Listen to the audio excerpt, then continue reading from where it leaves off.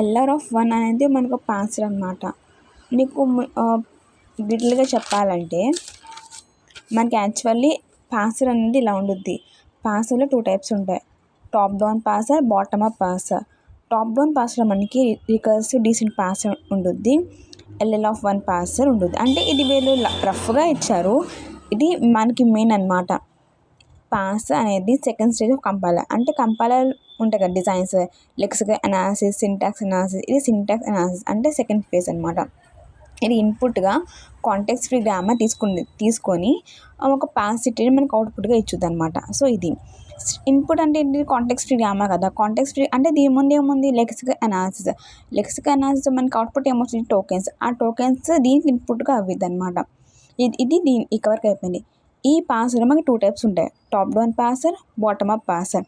మళ్ళీ top down పాసర్లో మనకి ఇంకా 2 ఉంటాయి, with back tracking, without back tracking అనమాట.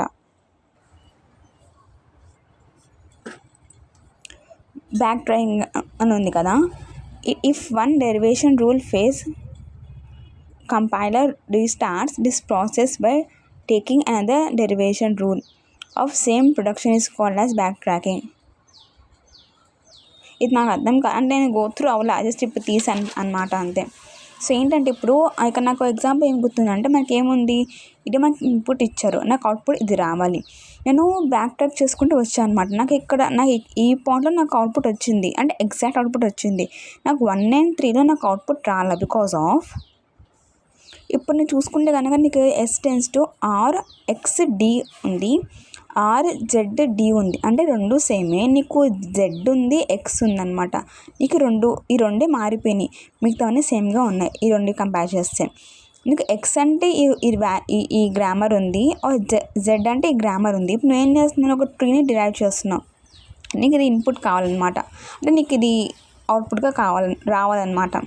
సో S అంటే నాకు ఏమున్నాయి, ఇది ఉంది నేను దీన్ని తీసుకుంటున్నా ఫస్ట్, RXD.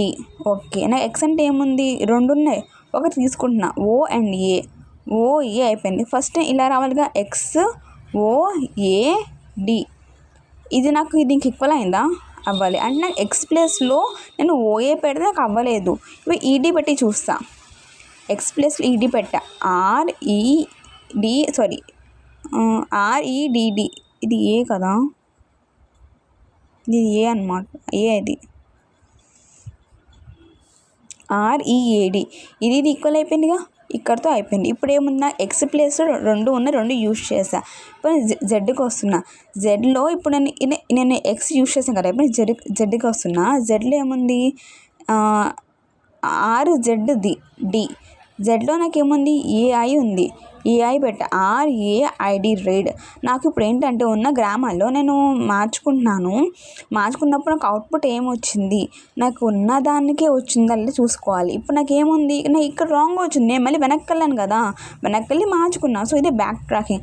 అంటే మిస్టేక్స్ వస్తే ఎక్కడ మిస్టేక్ వచ్చింది చూసుకోవాలి, లేని వదిలేసాం అనుకో, అది అంటే కొన్ని వదిలేస్తాం బికాజ్ అవి మనకి బ్యాక్ ట్రాకింగ్ కుదరు అని వదిలేస్తాం అనమాట.